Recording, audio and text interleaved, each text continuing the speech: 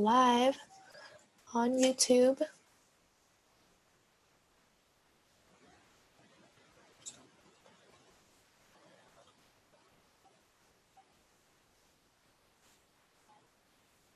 All right, so I'm going to share my screen here on Schoology. I posted two things just now.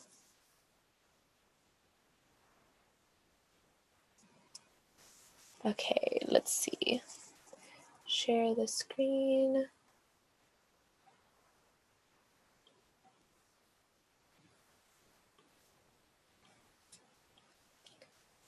Share.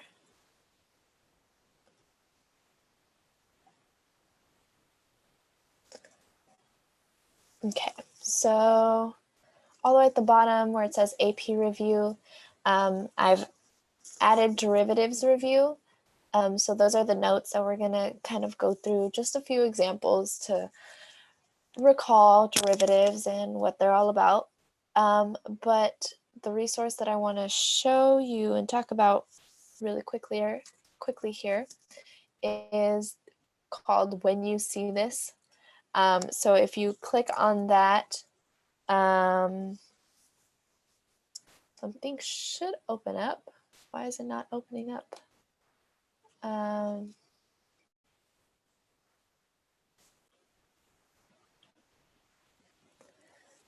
some reason, it's not coming up on my screen here. Let me try one more time. Otherwise, you all have access to it. You can kind of watch it as I talk about it. Oh, but we got it. There we go. So this sheet here is pretty helpful because I've been talking a lot about looking for keywords and key phrases. And so in this worksheet or in this packet here, on the left column where it says when you see the words, those are the phrases that you commonly see in different AP problems. So, for example, find the zeros, show that f of x is even. Those are like kind of pre-cal review problems, and sometimes they do throw in some of those. I don't know how likely that will be now that it's shortened and condensed. But, you know, they may throw in some problems where you obviously need to know what zeros are and things like that. So I do recommend you look it over, but those are just like the first three. And then the rest is just AP calculus. So show that the limit as x goes to a of f of x exists. If you see a phrase that's something like that, similar to that, then you go to the column on the right, and then it tells you what you should be thinking or trying to do. So kind of like step by step, this is what you should prove, or this is what you should do in order to show what is being told to you on the other side in the phrase column. So you have a whole lot of examples here, right? Finding horizontal asymptotes, we talked about that last time. That means we have to take the limit as x goes to infinity and the limit as x goes to negative infinity. And then we see what we're supposed to do in order to take those limits. So this is a resource for you. A lot of these you probably already know how to do just instantly, like you don't have to think about it much. So I would recommend taking a look through all of this and just taking out those key pieces that you know you need to write it down or else you're going to forget. Otherwise, try and study this as best as you can so that you already have it in mind and you already know when you're given one phrase, this is what you need to do. When you're given this phrase, this is what you need to do. For example, here, find the equation of the line tangent. That is a phrase that you see in the free response questions, one of the ones that you're working on for homework. this is telling you exactly what you need to find, what you need to do, right? We're using y minus b equal to m times x minus a. The variables might be a little bit different from what we're normally used to, but it's the same thing. You guys are all high enough level here to be able to understand. Thank you, Owen, for replying to Thomas. Yes, this is under AP review. It's called when you see ... So it's kind of like when you see this phrase, this is what you need to do. When you see this phrase, this is what you need to do. So it's a really, really helpful packet here for you to go through. It is pretty long, right? It keeps going. How many total? We got a lot here. 79. Keep in mind, actually, I'll have to make a note of which ones are not going to be on the exam, because this is kind of everything. And remember, we're not going to have Unit 8 on the AP exam, so I'll have to let you know. I'll actually have to go through. I forgot to do that, to let you know which ones you don't need to worry about for the AP exam. But either way, it's still a lot. So I would suggest that you go and study this. You can make, actually, I think there probably is some Quizlets that already have kind of flashcards for this. I'll see if I can find them and share them, or if you find it, please be nice and share it to the rest of the class if you can, so that you can kind of review and try and learn as much of these. I mean, a lot of these you do know already. It's just a matter of making it so that you know it automatically. So remember, for the AP exam this year, it's going to be online. And I'm going to try and maybe there's videos on YouTube from the AP College Board explaining what the exam is going to be like. I think I might make a short video myself, doing like a little explanation as well, just so you have kind of, or I might go live later today. We'll see. But the explanations are all kind of on YouTube and on the College Board website. But basically what's going to happen is you're going to be logging on. You have to log on half an hour earlier than your scheduled time, and you're going to have 2 free response questions. And basically it's going to be open notes, open quiz, or open notes, open book, not quiz. So you can, I suggest, and I will help you within these next few days, we're going to put together a study guide, so that it's kind of like a cheat sheet, right? Like when we have our final exam and you have your sheet with all your notes, that's what we're going to try and do.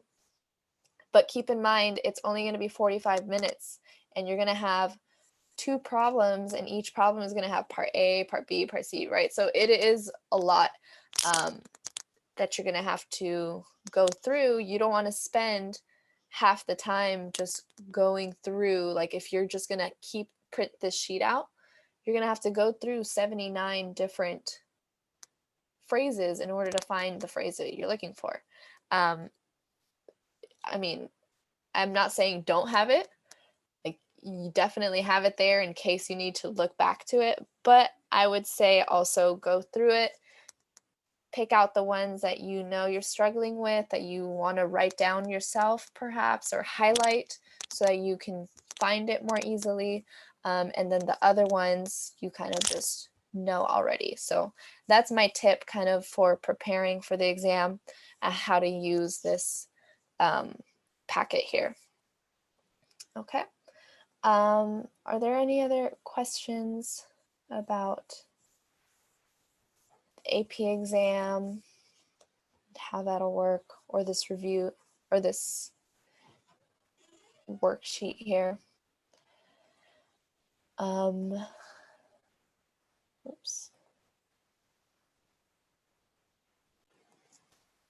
What just happened? Oh, it was just a little pop-up. Okay, so If there's no other questions, then we are going to just look at some examples, talk a little bit about derivatives, just to refresh our memory on what that is. Remember, my suggestion to you is to go into AP Classroom and do some free response problems that correspond with the unit that we're reviewing. So today we're reviewing Unit 2, so I suggest you go in, maybe take a look at some Unit 2 free response questions and try it out. Tonight, your AP Classroom assignment is due, the 2 free response questions that I assigned, Part A and Part B. That's going to be due tonight. So if you haven't finished that up, make sure you do that tonight.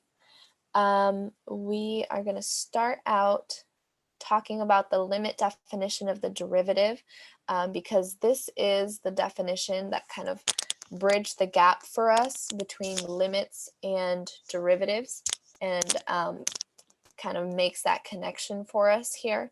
So this is the limit definition. It should look very familiar to you. We've seen it a million times before. And so the definition says that this whole limit is actually equal to the derivative of f.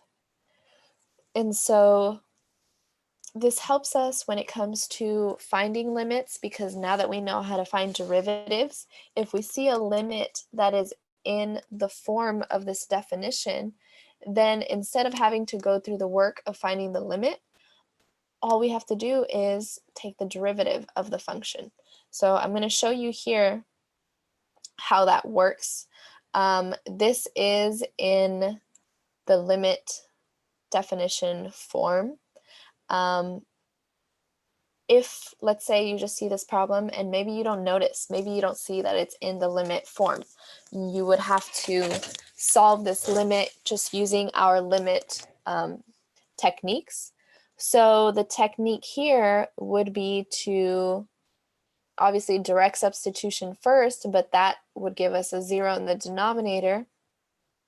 So then instead, we would distribute that x plus h squared.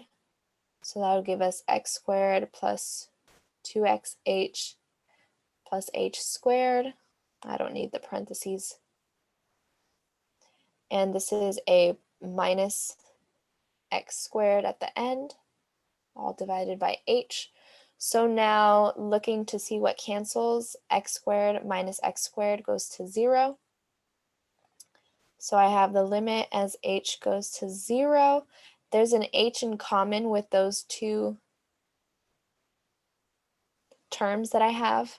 So I can factor out the h, which will cancel with the denominator, leaving me with the limit as h goes to 0 of 2x plus h. And so direct substitution, I'm left with 2x. Okay. So that was quite a bit of work that we had to do in order to take this limit. What we want to do instead is be able to see that this is actually the limit definition. It's in the same exact format. We can kind of compare here. This f of x is x squared. So the function is x squared. And so if you were to find f of x plus h, then it would just be x plus h all squared, because all you're doing is plugging in x plus h into the function there. And then you see the h at the bottom, h goes to 0. So what this is telling us is that the function f of x, in this case, is x squared, okay? Because we can see, all we have to do is look right here. This is kind of like your spot, that sweet spot that you're trying to look for, the minus the function, because now we know what the function is, and this is going to be equal to f prime of x. So this just means if you know the function, just take the derivative of the function. What is the derivative of x squared? it's 2x.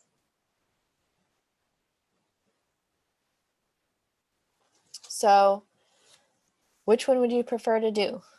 The long limit or the quick derivative, right?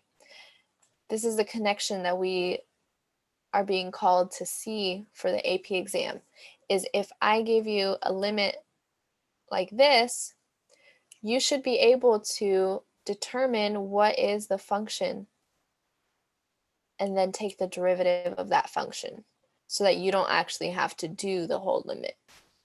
Okay. We also have the alternate limit definition.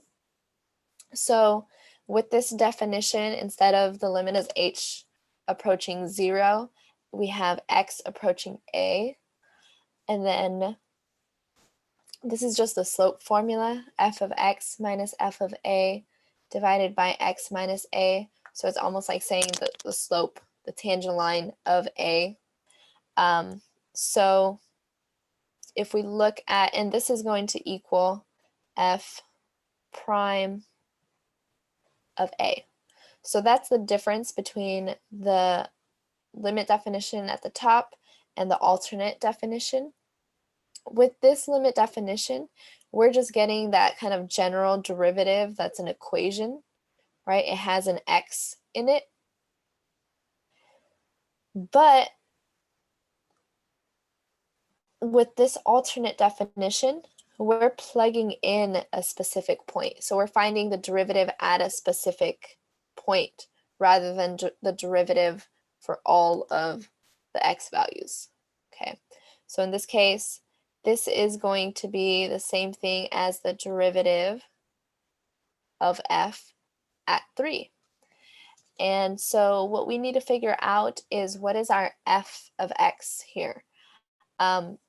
Before we do that, let's just do this limit just for practice. Do the limit really quickly using our limit technique of factoring, because if we do direct substitution, then we know that we're going to get a 0 in the denominator. So x minus 3 cancels out. We're left with 3 plus 3 is 6. This is actually not bad. It's not too bad of a limit problem. Pretty straightforward. But let's talk about how this is also our alternate definition.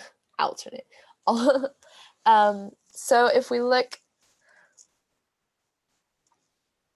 here,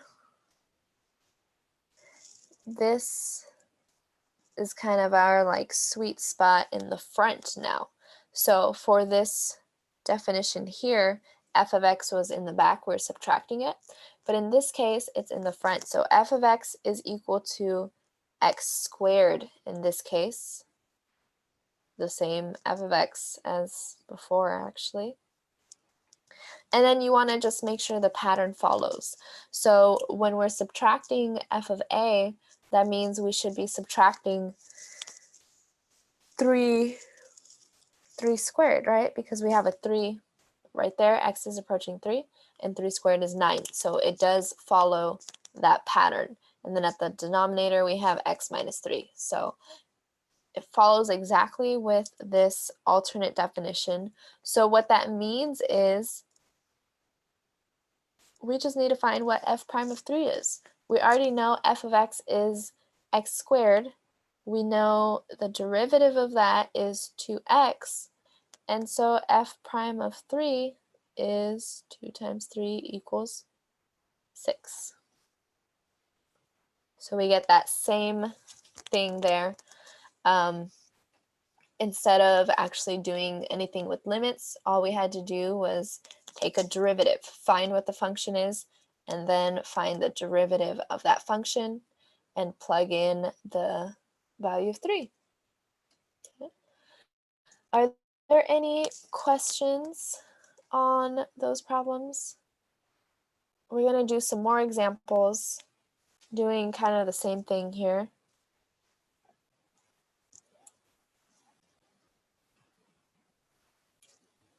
We want to be able to quickly identify what is the derivative that we're finding. So, and what is the function that we're talking about here. So look at the pattern. We see the limit as h goes to 0 of 2 plus h to the 4th minus 2 to the 4th over h. So all of this follows straightforward with the pattern. And then we just need to figure out what is our f of x here. And what I notice is this is where my f of x should be, right? But there's no x. So what we're actually finding is f of x with some number plugged into it. So our f of x is, from what it looks like, x to the 4th, and we actually just are going to be, instead of finding the derivative of f, we're finding the derivative of f at 2. So because that 2 is plugged in. And then if you look here, same thing, that's supposed to be f of x plus h. Well, we did plug in x plus h, because that would be x plus h to the 4th, but we're also plugging in the 2. So when we have that value for x plugged in, that's just telling us what, excuse me, what specific x value we're plugging into the derivative. So our f of x is x to the 4th. Our derivative is 4x cubed. And the answer to this limit problem, I will need to plug 2 into the derivative. So that's going to be 32. Since it's 4 times 8, it's 32. This saves us from having to distribute that whole thing. 2 plus h to the 4th would not be fun to distribute all the way through and then to cancel and simplify and do all that. Instead, we see what the function is, we take the derivative of the function, and we plug in the point. Simple as that. Okay. Number 2, very similar. Limit as h goes to 0, e to the h minus 1 divided by h. So again, we see this pattern here. So I'm thinking automatically, okay, limit definition. How does this fit in with the limit definition? If this is where my f of x is supposed to be, and I just see a number there, so this tells me my function has a number plugged in. So I'm finding the derivative at a specific x value. What we do is we look at the problem in front here, where we plug in x plus h. F of x plus h is supposed to be plugged into f of x here. So we can figure out what that f of x is in this case. I can see here my f of x will have to be e to the x. And how do I know that for sure? Well, if I plug in 0, so if I say x is equal to 0, that gives me e to the 0, which is 1, which is the number that I have here. So what is happening is we're just switching the x out for 0 for that limit definition. So what we're actually needing to find is the derivative of our function at x equal to 0. We know the function is e to the x. I know the derivative of that is e to the x. And when I plug in 0, that's e to the 0, which is 1. So my limit is 1 in this case. Okay. So really important, being able to determine what derivative you need to find when given the limit definition. Okay. Next thing, I'm just highlighting some derivative rules here. We'll talk about chain rule later, but for today we have product rule and quotient rule. So remember, the product rule is the first function times the derivative of the second plus the second times the derivative of the first. And the quotient rule is, and we got to sing it, low D high. So the bottom times the derivative of the top minus high D low, square the bottom, and away we go. There we go. There is the quotient rule. So we'll do one quick example here, finding the derivative. Remember this notation, d over dx with the function in brackets means find the derivative with respect to x of this function. So it's a quotient. We've got low d high. Derivative of x squared is 2x. I don't know why I keep yawning. Minus high d low. Derivative of cosine is negative sine. Remember, you should have those memorized. Derivative of e, derivative of all the sine trig functions. Derivative of ln x. Low d high minus high d low, square the bottom. And away we go. So for the most part, this looks to be simplified, or at least nothing's really going to cancel out from what I can see here. The only thing that I will do is just kind of clean it up. So the 2x is being multiplied to cosine x. I'll just put that in front. The two minuses will become plus, so x squared times sine x. And at the bottom, we have cosine squared x. So that way it just looks a little bit neater, but that is going to be the final answer there. Okay, there's our quotient rule. And these are very kind of common AP kinds of problems where they will give you, in this case, they're giving us a table. Sometimes they may give you a graph, which if you're given a graph, then you can create a table from the graph. So it's kind of along the same kind of example. But here we have the table. We have x values, f values, f prime, g, and g prime. And we have for number 57, if a is equal to f plus 2 times g, then what would be a prime of 3? So with these kinds of problems, we always take the derivative first. So we take the derivative first, and then we use the table values that they've given us, or the graph values that they've given us. Whatever they give you, you plug in after you take the derivative. So we have a, that means a prime will be, we have f first, so the derivative of f prime, plus 2 times g, so the derivative of that, 2 is a constant multiple, so it just stays there, 2 times g prime. All right, so there's the derivative, but we want to know what is a prime of 3. So what that means is we're going to need to know what is f prime of 3 plus 2 times g prime of 3. This is where the table comes in. So we need to know f prime of 3, that's going to be 4. So I can replace this with a 4.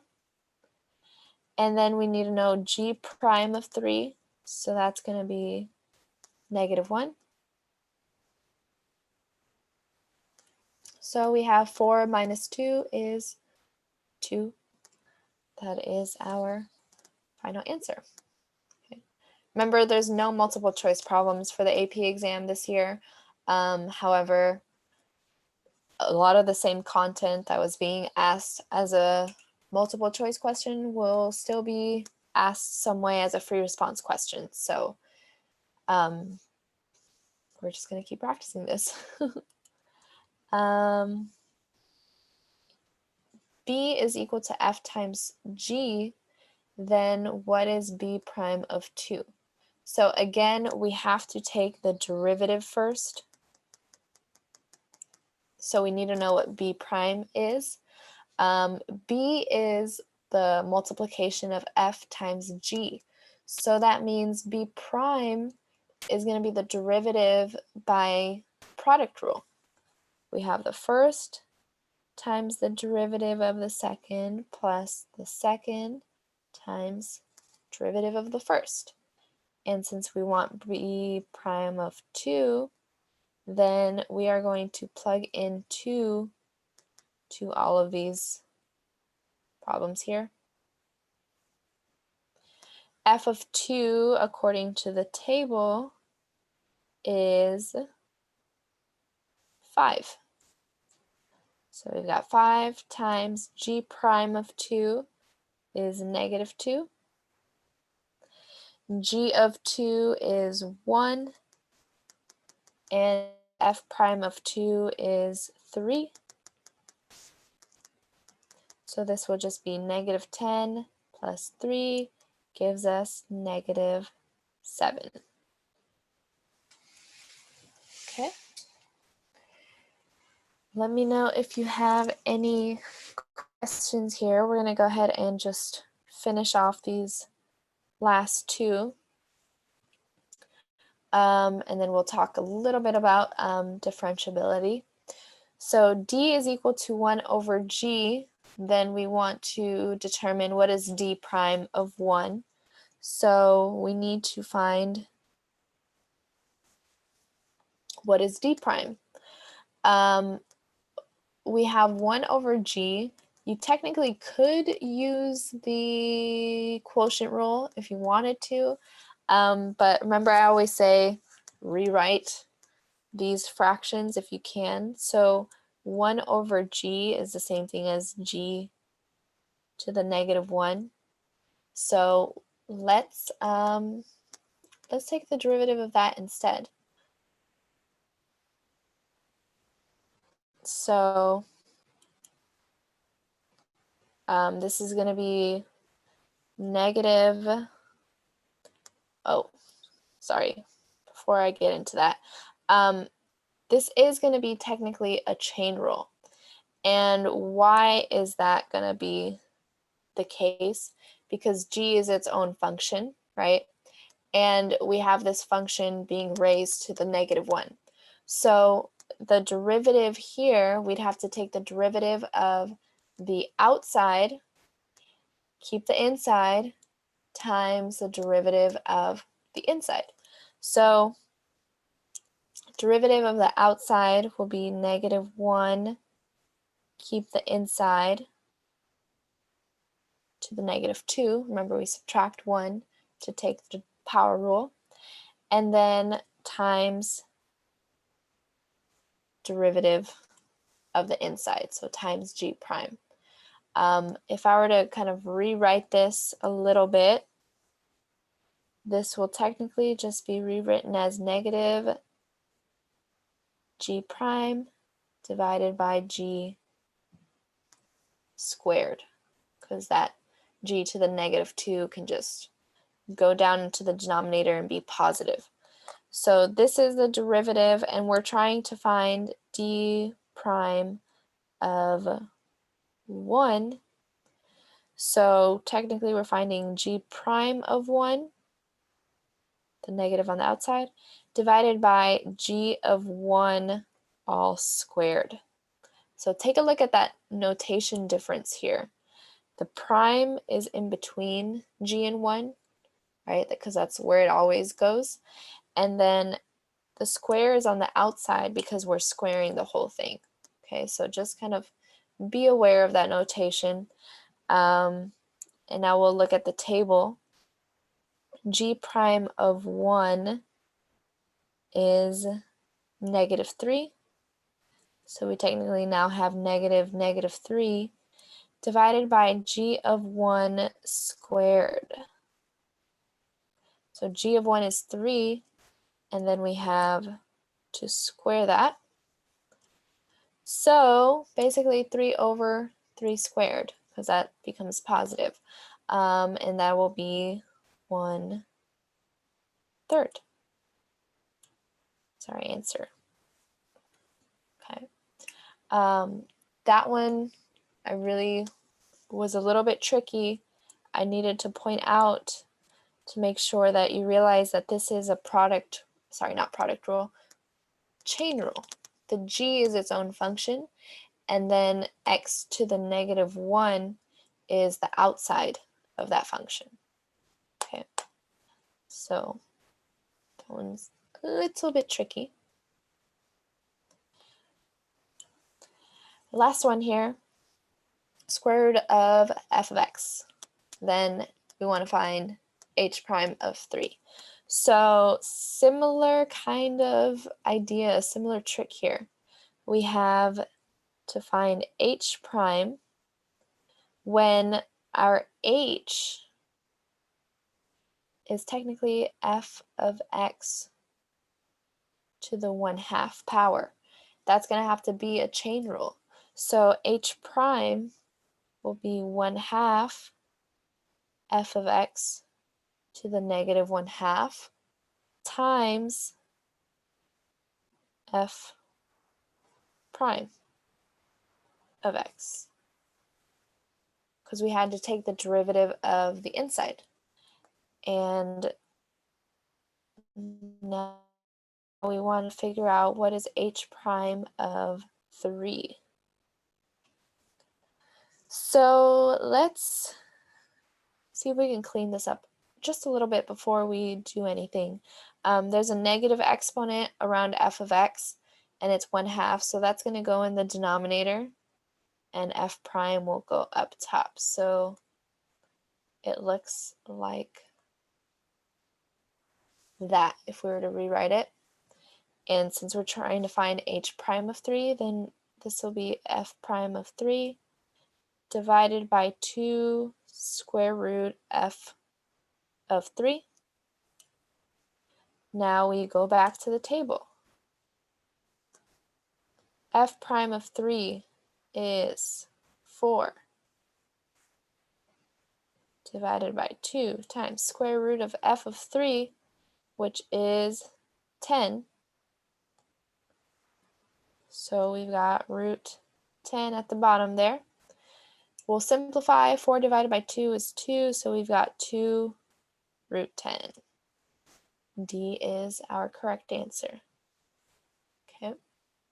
So this is a tabular question.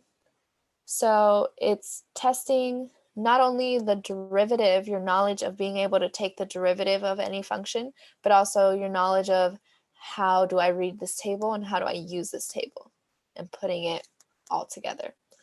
Are there any questions before I just kind of talk really briefly about differentiability?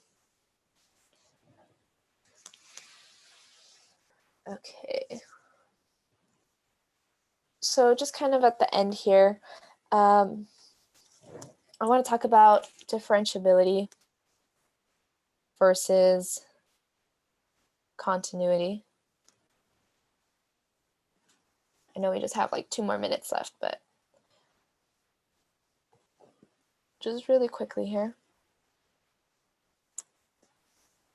In order for a function to be differentiable, it means you can find its derivative, right? So we want to go back to what does a derivative mean? What does it represent? The derivative is the tangent line, right? It's the slope of the tangent line. So if a function is differentiable, that means that you can find its slope of its tangent line. So in order for there to be a tangent line, there needs to be a point. So we have this kind of relationship here.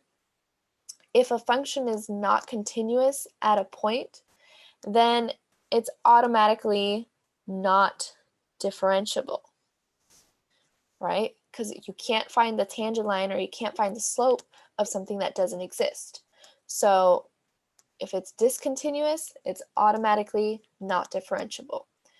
But if it's differentiable, it's possible that it could be continuous. So we're going to look at the different examples of non-differentiability and kind of see where that overlap happens. So when are some times where a function is not differentiable or the derivative does not exist? One is a corner, right? And so this is already showing us one example where this is a continuous function, but it is not differentiable at that corner because we can't find the tangent line at that corner. Same thing with a cusp. It is not differentiable at that point there because we can't find the tangent line, but it is continuous, right? So that's what we mean by differentiability and continuity here. If it's not continuous, we have something like this, then obviously it's not differentiable because there's no way you can find a tangent line between a jump like that, or same thing even if it was just a hole, right? You can't find the tangent line of something that doesn't exist. Other examples of where it's not differentiable, but it is continuous is when we have that vertical tangent line, right? If it's a vertical tangent line, it's undefined. So that's another example here. So the idea is for differentiability to occur, we need to have a smooth and continuous function. So none of these corners or cusps and none of these holes in order to have a differentiable function. All right, so that was the last little piece that I wanted to add in there. Sorry, I went over by a minute, but let me know if you have any questions. Remember, I have tutoring all next week as you're prepping for the AP exam, which is coming close, May 12th. So have about another week, a few days left. So please let me know if there's anything I can do to help you with studying, but I hope you have a great weekend and I'll see you all on Monday.